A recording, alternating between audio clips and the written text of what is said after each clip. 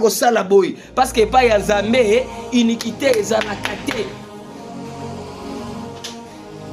Olobaka ke obangaka Nzambe mais mutu oyo Nzambe a établir osobanga yete siko kobanga ya Nzambe eza wapi.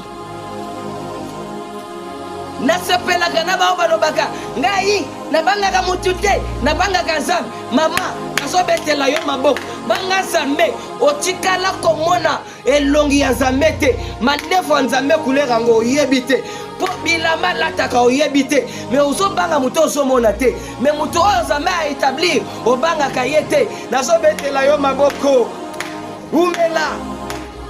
umela kende liboso makambo yo zosala bien sûr obangaka mutu te mais mutu wana Nzambe a établir ye lokola pasteur na yo lokola yo sala hypocrite te ozo sala kindumba na miso pasteur na yo motema pasteur ekozala ndeni okotombola maboko Nzambe malamu Nzambe koko na yo te aza mwana ya papa na yo te parce que bandeko bakobunda après une année baye kozonga na balobi ke toza makila moko to banda kolia malgré to ba to kolia ensemble te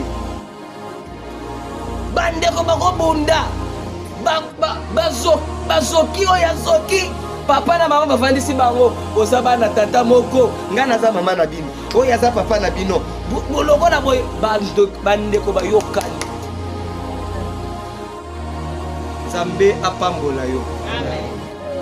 Nabangaka nanga mutu te nazobanga Nzambe merci na semaine nabimisaki écriture oyo Nzambe azoyebisa Moïse nazosala yo Nzambe liboso ya Pharaon. Jour wana Moïse liboso ya Pharaon akomaki Nzambe. Il avait la capacité de créer.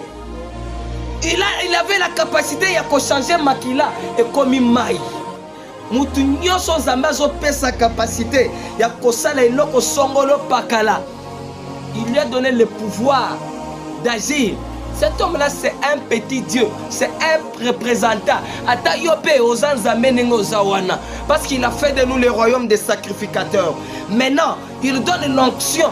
Onction na yo, na oyanga, et c'est différent. Parce qu'il faut naza la sacrificateur. Oza na problème, na ina imposer le mot solution ici. Mais yope, oza pe na ya yo onction.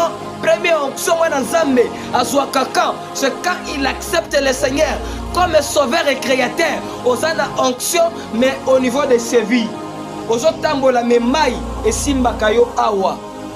Biso chiko il faut to longwa parce que oza na problème.